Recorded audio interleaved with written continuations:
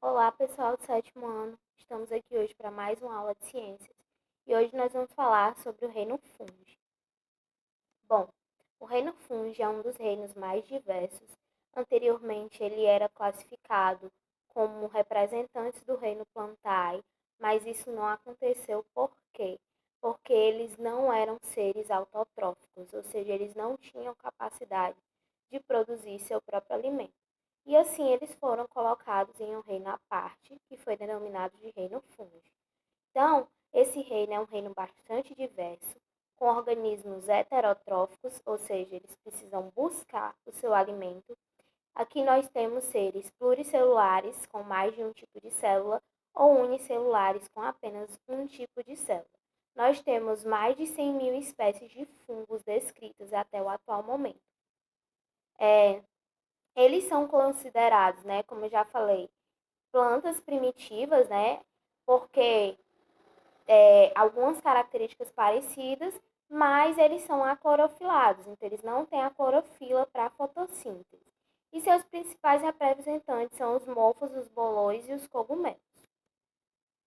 Bom, os fungos eles têm inúmeras importâncias, mas as principais são a importância ecológica, porque eles podem atuar como decompositores, ou seja, decompondo matéria orgânica morta e devolvendo os nutrientes para o solo. Eles podem atuar como simbiontes, fazendo relações mutualísticas com outros seres.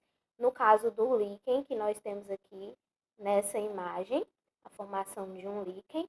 E eles também podem atuar como parasitas de outros organismos ou até mesmo de nós seres humanos. Com relação à importância econômica, os fungos, principalmente as leveduras, que estão nessa imagem aqui abaixo, eles vão ser de suma importância para o processo de fermentação. Então, para fazer o pão, a gente vai precisar de uns fungos que são elementos fermentadores, para fazer bolo, para fazer iogurte, queijo. Então, eles são de suma importância econômica também.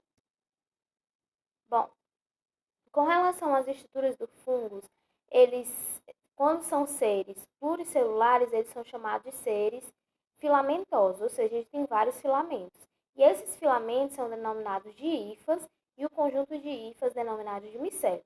Vou explicar para vocês direitinho. Aqui eu tenho um fungos, né? E essa partezinha visível, ela é chamada de corpo frutífero ou corpo de frutificação, que é o que vai crescer acima do solo. Dentro do solo eu vou ter as hifas, né, que vão funcionar como se fosse a raiz do fungo, e o conjunto dessas minhas hifas é denominado de micélio. Com relação ao meu corpo frutífero ou corpo de frutificação, eu vou ter na parte superior o chapéu. No meu chapéu eu vou ter as escamas. Embaixo do meu chapéu eu vou ter as lamelas, que é por onde vão sair os esporos, que a gente vai ver que é importante para a reprodução dos fungos. Nós vamos ter a haste, né? O anel e a volva. Esta partezinha aqui, ela também pode ser chamada de pé, para ficar mais fácil, certo? Então, as partes importantes é o que? O chapéu, o pé e a lamela, certo? São as partes importantes do fungo. Com relação à nutrição dos fungos, eles, como eu já falei, são seres heterótrofos, eles absorvem os nutrientes do solo. Mas como é que vai acontecer essa absorção? Vai ser lançado no solo enzimas digestivas, né? E essas enzimas vão ajudar que eles adquiram esses nutrientes, né? Que esses nutrientes passem para dentro do corpo do fungo. E aí o fungo pode fazer três tipos de nutrição, né? Fazer saprofagia, quando se alimenta apenas de organismos mortos. Podem fazer parasitismo, quando se alimenta de organismos vivos. E pode fazer predação, quando se alimenta de pequenos animais, no caso, pequenos insetos. Então, aqui na imagem nós temos um fungo atraindo um inseto, um fungo se alimentando de um organismo vivo, parasitando aí no caso uma formiga, e um fungo se alimentando aí de uma planta, né, pronto assim para se alimentar.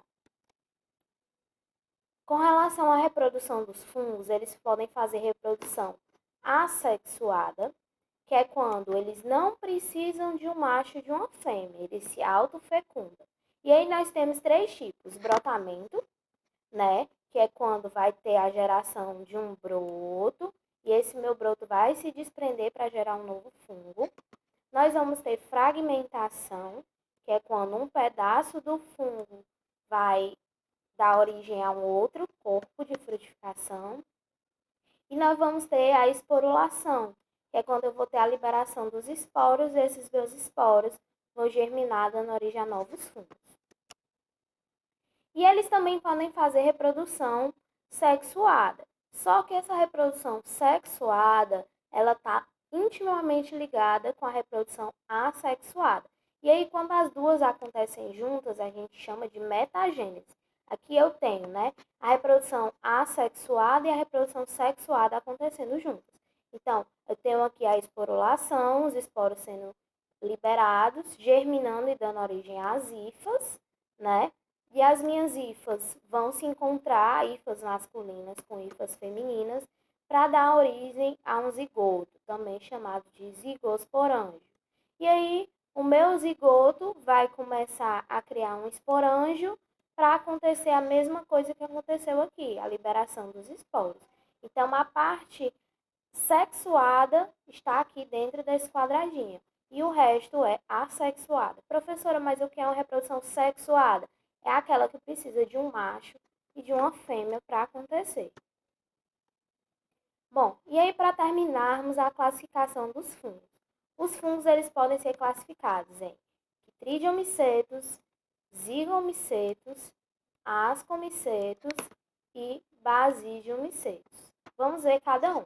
Primeiro deles, os Chytridium-micetus, que eles são mais comuns em ambientes marinhos, né, tais como lagos e solos úmidos. Eles podem viver tanto em colônia como viver solitário. Eles podem ser decompositores ou parasitas, dependendo da espécie, e normalmente seus esporos vão ser flagelados. Ou seja, os esporos, como eles vivem em locais aquáticos, precisam se locomover para achar aí um local adequado para a germinação. Então, eles precisam desse flagelo para ajudar na sua locomoção. Os zigomicetos, eles normalmente vivem em locais úmidos, eles não vão ter corpo de frutificação. O principal representante são os mofos, né? Que crescem normalmente em frutas apodrecidas, pão. E aí eles podem ser tanto parasitas como simbiontes, né? E aí eles são responsáveis aí por fazer molhos, né? Principalmente molho de soja, para ajudar também na fabricação de alguns medicamentos. E a sua reprodução se dá de forma assexuada por meio da esporulação. Então eles vão liberar os esporos no meio, esses esporos vão cair em algum lugar propício e germinar para dar origem a um novo zigomiceto. Os ascomicetos, eles podem viver tanto na água como na terra, em locais úmidos. Eles têm esporos em forma de asco, que é chamado de ascocarpo, que é como se fosse um saquinho. Eles podem ser patógenos, ou seja, causar doenças em seres vivos, e eles são também decompositores, assim como todos os outros fungos. Eles também são utilizados na fabricação de medicamentos, como a penicilina, e também são usados na fabricação de queijos. E a reprodução também acontece de forma assexuada. Esses esporos são liberados, caem no chão e germinam para formar novos ascomicetos. E por fim, os basidiomicetos, que também são encontrados em locais úmidos, são os conhecidos como cogumelos, né? Podem ser comestíveis, mas também são decompositores. Eles têm normalmente associações mutualísticas com outros organismos, mas eles também podem ser parasitas, né? Parasitar algum ser vivo. Ele se reproduz sexuadamente, então vai ter o encontro das hifas para ter a formação de um novo corpo de frutificação. E aí a diferença dele para os outros grupos é que ele vai ter a formação, né, do basidiocarpo, que é esse corpo de frutificaçãozinho aqui que está na imagem, né? Que é o famoso cogumelo. Bom, e aí os fungos, eles podem causar doenças, né?